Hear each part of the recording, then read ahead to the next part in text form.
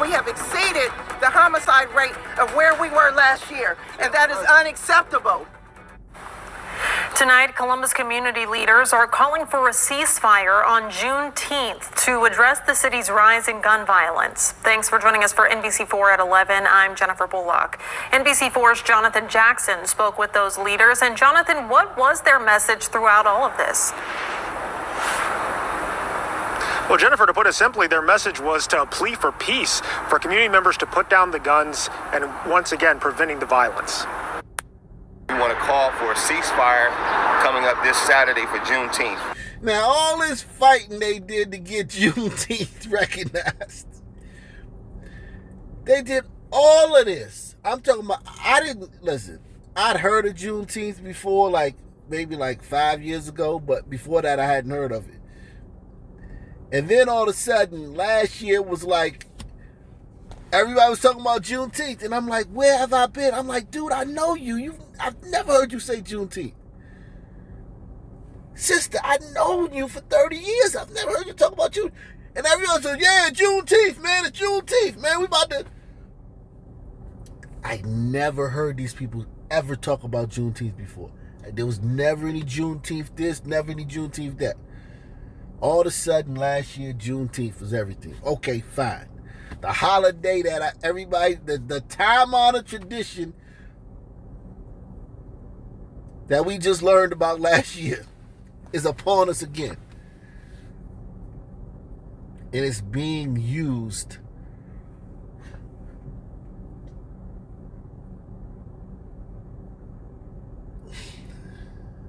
to beg for a ceasefire. And that's not going to work. People going to get shot on Martin Luther King Jr. Avenue, Malcolm X Boulevard, Frederick Douglass Way, Medgar Evers, all on Juneteenth in every Sun Belt city. Everywhere in the Sun Belt. Wow. After all this, we need Juneteenth to be a national holiday, man.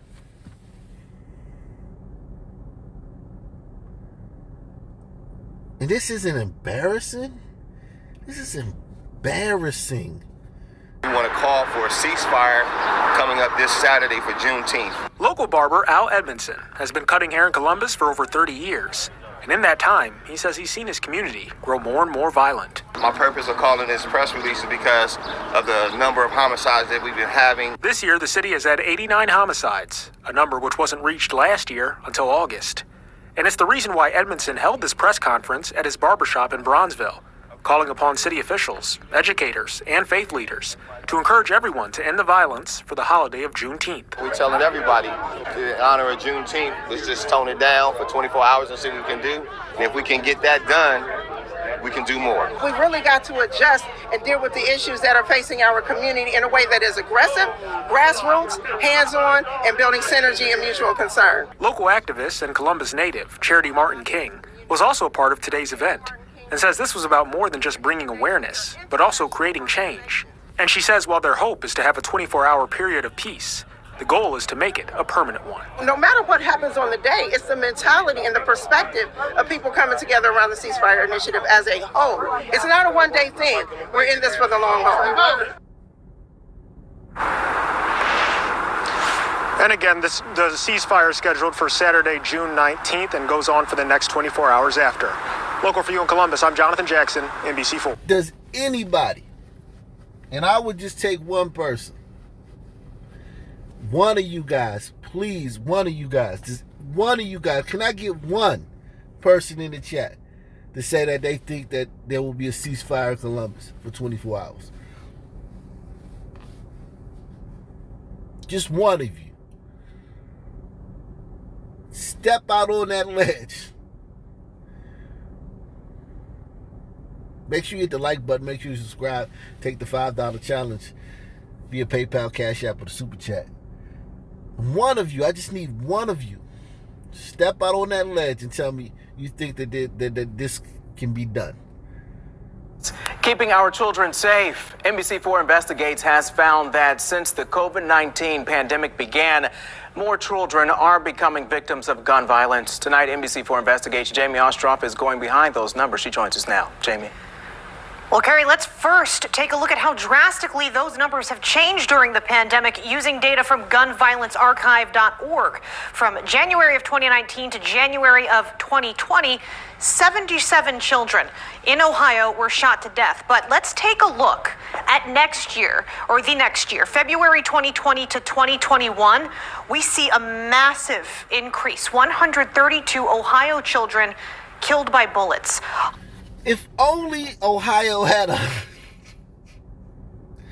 a world-renowned, iconic superstar with a platform that could bring awareness to this topic. Oh, wait, they do. And he did make a tweet saying that we're being hunted every day.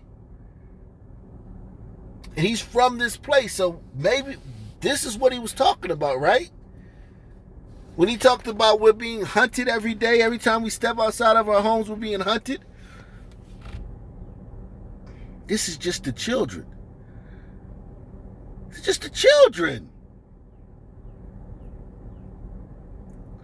So this is what he was talking about when he made that tweet, right?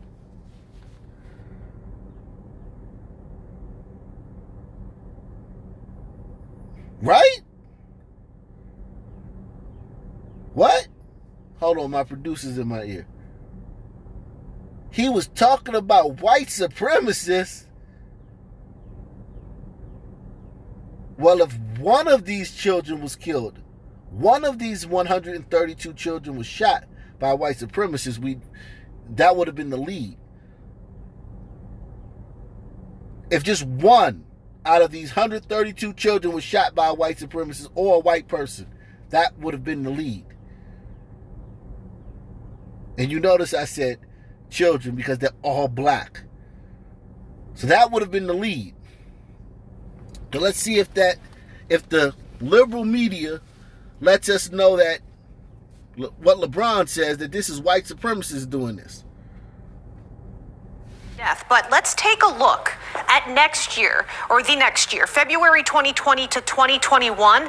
We see a massive increase, 132 Ohio children killed by bullets. Homicide investigators tell me the timing is no coincidence, and a mom who recently lost her son said the same thing.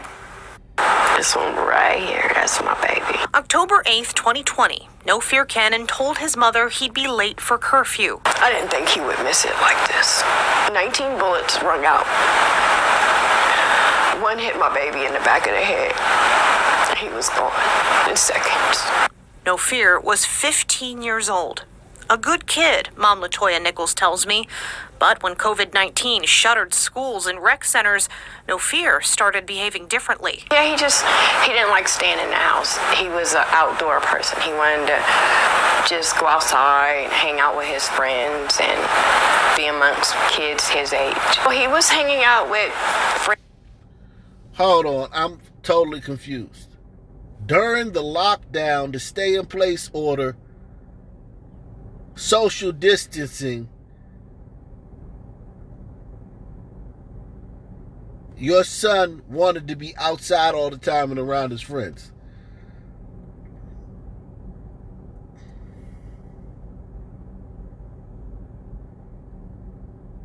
Didn't I tell you that's what was happening? I told you when I rode around my city, all I seen was black people outside. On the corner, on the block, standing in front of stores, having cookouts. Thick in front of the seafood joint. Line around a block in front of the seafood joint. Communing, gathering where they could, private parties.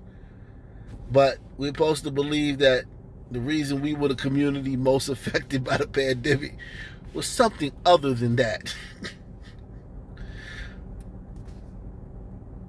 It's just interesting how they just can't keep their keep up with their lives, man. No Fear was 15 years old. A good kid, Mom Latoya Nichols tells me. But when COVID-19 shuttered schools and rec centers, No Fear started behaving differently. Yeah, he didn't like staying in the house. He was an outdoor person. He wanted to just go outside, hang out with his friends, and be amongst kids his age. Well, he was hanging out with friends that I didn't like. Nichols says No Fear and his new friends were stealing a car when they were shot at. The suspect, 18 years old. Investigators say the car belonged to the gunman's relative. I just miss my baby. Left with photos, grief, and pieces of No Fear's hair. I wish I would have been more. No, you can't go. No, you have to stay. No, you don't need to be hanging out with your friends. You know God darn well that wasn't going to work. You know God darn well. Where's that boy's... Oh. I was about to ask where's his father, but... That's... I take for granted he doesn't have a father, just like I take for granted that all 132 kids on that list are black or BIPOC. Anything where you see a child get hurt, it takes a little bit of your heart away each time. Robert Strausbaugh is the Major Crimes Bureau commander at the Columbus Division of Police. He says the past year has brought with it tragedy for an increasing number of families like No Fear's. Correlation can be kind of seen in that when like the schools are closed down, the kids' structure is a little bit more loose. They're able to be out a little bit more freedom. That can be correlated with the pandemic. Okay, so then why don't we have this issue in the Asian community? Where Asian kids going to school? How come we're not having this issue in the Hispanic community? Why are we not having this issue in the white community? Why are we only having this issue with people in the sun? That would be a great question if she was a real journalist, but she's not a real journalist. And look, she can't be. So I'm not going to beat this woman up. She can't be a real journalist.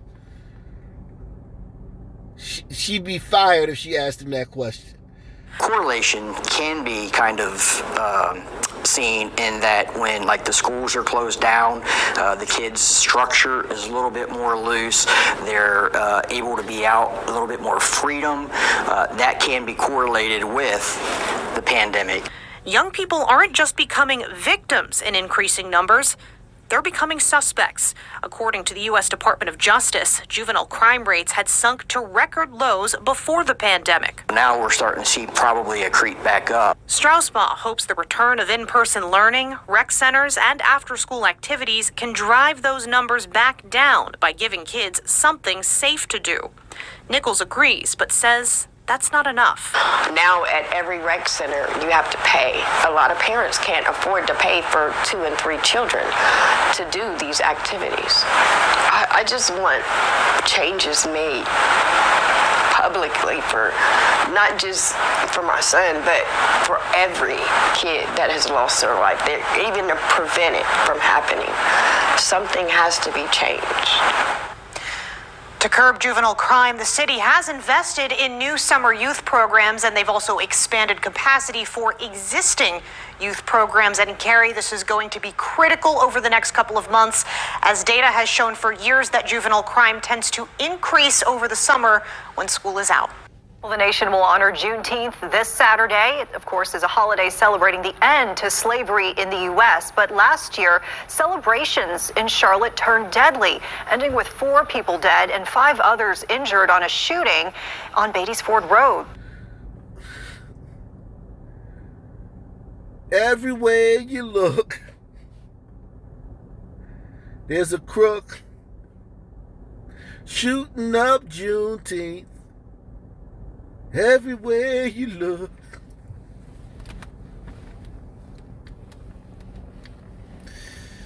God, this is embarrassing. U.S., but last year, celebrations in Charlotte turned deadly, ending with 4 people dead and 5 others injured on a shooting on Beatties Ford Road. This year, CMPD says that there are several local events planned, and our Lana Harris joins us now with more on what they are doing to ensure there's no repeat of violence. Good evening. You know, standing back on this road like this, it takes me back to that weekend when that incident happened. There was so much pain here as the victims' family members came and saw where their loved ones died. In fact, behind me, you can see there are still the memorials here for those 4 victims who lost their lives. It was absolutely devastating. It's something on the minds of event planners this year, and CMPD says they do believe they're in a better position to prevent a repeat, planning to be present and visible at this year's events. Juneteenth was a very sad event last year. This was a chaotic scene during Juneteenth weekend last year as 181 gunshots rang out, killing 4 people and injuring 5 others. Beverly Knox Davis with A Brighter Day Ministry says she's concerned about this year as she's organizing a Juneteenth event. And just want to make sure everybody's safe. CMPD Chief Johnny Jennings says so do police. If anything does arise, we want to be able to put that at a halt as quickly as possible. Black man, black city council, black police chief, black battalion chief.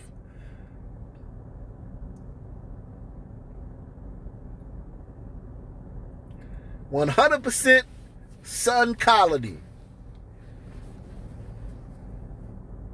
And you can't even stop it from being a mass shooting on Juneteenth.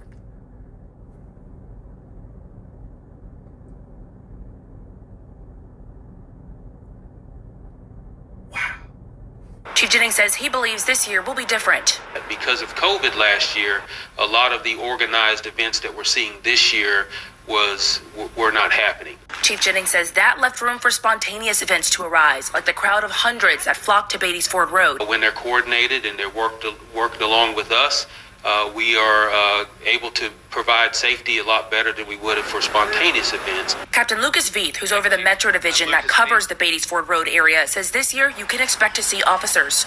We will be, as a division, highly representative as far as all the officers and highly visible. Veith says you won't see roads blocked with cars street racing and doing donuts that preceded last year's violence. One of those activities that we're ensuring is a safe traffic mitigation plan, which will ensure that Beatties Ford Road remains open and that there is not reckless driving or unsafe movement.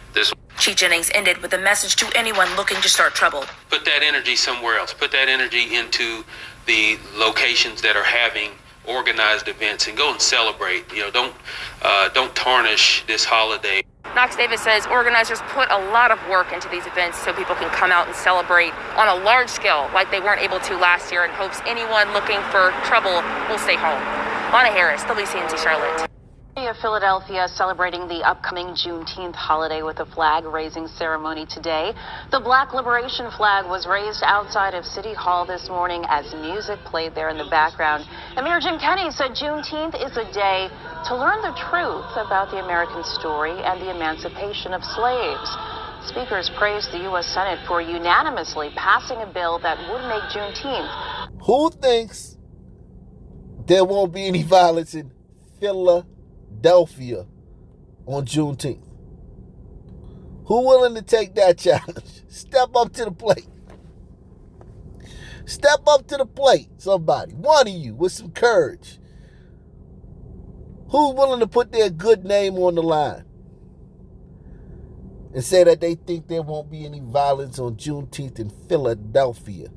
It's not a stretch to say that Juneteenth should be just as significant as Independence Day in this country, because it's the day when all Americans could truly and finally call themselves free citizens of this nation. And the city will hold several events this week, including a festival on Saturday morning at 9:30 at 52nd and Haverford. This Saturday is Juneteenth. A quick history lesson for you. June 19th, the day that honors when slaves in Galveston, Texas found out slavery had ended 2.5 years after President Abraham Lincoln signed the Emancipation Proclamation. And this year, Denver has named Juneteenth a commemorative holiday. All this week, we'll be looking at the people making a difference in our community. Today, the Struggle of Love Foundation is starting its summer mentor and leadership camp for kids. And one of the speakers is the young activist. telling these kids how valuable they are and teaching these kids about the responsibility and the different walks of life that they can have outside of the stereotypes that we're taught on a day-to-day spectrum in the Black and brown communities. Two things. Black and brown. The hell? I thought it was Juneteenth, not Cinco de Juno. What the fuck is going on, man? And then what stereotypes? You got people in every damn city begging people to not kill black people on Juneteenth. What stereotypes is this cat talking about? Telling these kids how valuable they are and teaching these kids about the responsibility and the different walks of life that they can have outside of the stereotypes that we're taught on a day-to-day spectrum in the Black and brown communities. In order to make it further within this American society, we have to be able to understand that we hold value. And the young activist is asking for more people to get involved with teaching kids how important and special they are. You can reach out to him on Facebook and Instagram. Just look for the young activist. The kickoff to Youngstown's week-long Juneteenth celebration came in the form of a community cleanup today. Volunteers gathered along Market Street to clean up trash and plant some flowers. This is the first event of the upcoming week leading up to Juneteenth, a day celebrating the emancipation of those who have been enslaved in the United States. One of the organizers said it's important to do this to teach the younger generation about caring for their communities. Now I can get with this, man. I can get with this cleaning up the community. I'm with this. I'm with this. This can be done. You can do this, people of the sun. I'm with this. I applaud these people in Youngstown. Salute to Youngstown, man. People of Youngstown. Clean up your community on Juneteenth. Do something worthwhile, man. It's planting a seed because we want the future generations to know it's not cool to just throw your trash out your car. It's not cool to, not care about where you grew up at. So we're planting those seeds early. Find out more information about participating in the rest of the events happening this week. Just head to youngstownjuneteenth.com. This week is Juneteenth, a time to commemorate the day the last group of enslaved black people were freed in Texas, 2.5 years after the Emancipation Proclamation. The holiday gained more national attention last summer after protests on racial injustice and inequality in America. News Channel 5's Severa Rayford is in Wellington, where village leaders are planning a special celebration. On June 19th, better known as Juneteenth, performers will be hitting this stage for the village of Wellington's first in-person celebration of Juneteenth in its 26-year history. In the village of Wellington, these are 6-foot spaces. Planning is in progress. It's just going to be wildly entertaining. Shalonda Warren is the CEO of the Sickle Cell Foundation of Palm Beach County and the Treasure Coast. It's actually the most common blood disorder in the world. Even more so for people of color. 1 in 12 African Americans in this country carry the sickle cell trait. The foundation is partnering with the village of Wellington to bring awareness to the disease. On June 19th, the village will host Redteenth, recognizing the challenges of sickle cell while commemorating the day Union soldiers traveled to Texas to free the last group of enslaved black people in the United States 2.5 years after President Lincoln's Emancipation Proclamation. Provide a basis for celebration for a segment of our community that previously did not have that opportunity. While everybody can feel comfortable attending a July 4th celebration, this is something that hopefully everybody will be comfortable and enjoy as well. Even though people will come to be entertained, they will leave edified. The event is free and organizers will be providing health screenings. We have a list of Juneteenth events in our area. Just visit our website, WPTV. A happy Juneteenth to you, baby. Juneteenth is a special day for Black Americans from coast to coast, commemorating the end of slavery and the long and difficult journey toward equity and inclusion. And here in the city of Chicago, the celebration of Juneteenth and all that it signifies just took on added significance. So, ladies and gentlemen, I am proud to announce that starting next year, the city of Chicago will officially recognize Juneteenth as a city holiday to fully honor its history and legacy. The mayor makes it official just days before Governor J.B. Pritzker is expected to make Juneteenth a state holiday. The mayor and a coalition of city, county, and state leaders underline the need not only to celebrate, but to educate. The U.S. of A. today would not be what it is now without the work of what our community and what our ancestors did to make the U.S. what it is today. And for that, we need recognition. Ladies and gentlemen, our young people need to know our history. Too many of them growing up and not knowing not only about the struggle, but about the triumphs and the accomplishments of black people in this country from day one. Why don't you let your police and law enforcement do their job in your city so that some of these black people can actually live in that city that you govern over? Because black people are dying in your city like it's going out of style. I can't even keep up with all the black death in your city, sister.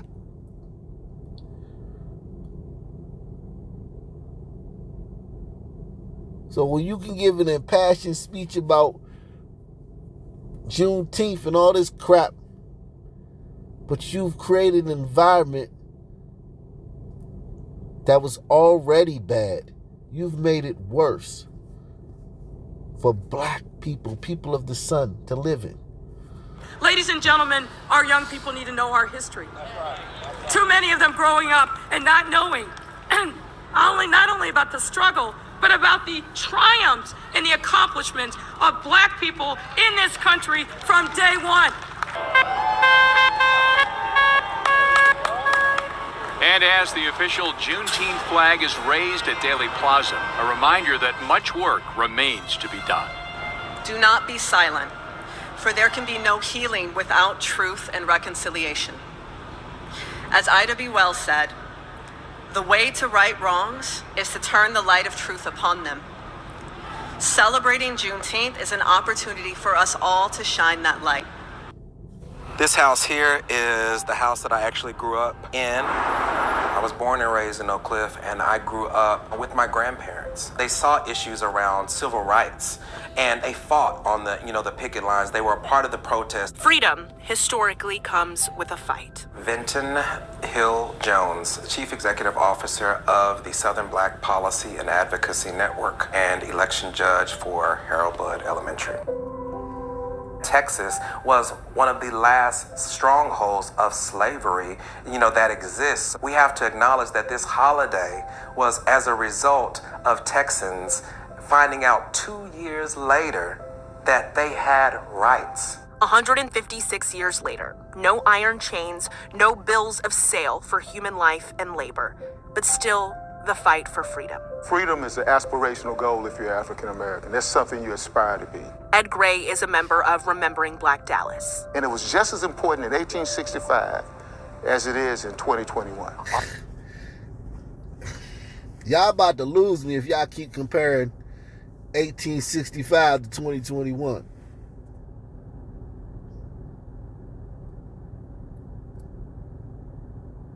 That irks me, man. It's already hard enough to watch some of these videos, man. I'm trying, man. I'm trying to make it through this, man. I think it's 2 minutes left in this thing. I'm going to try to make it through this thing.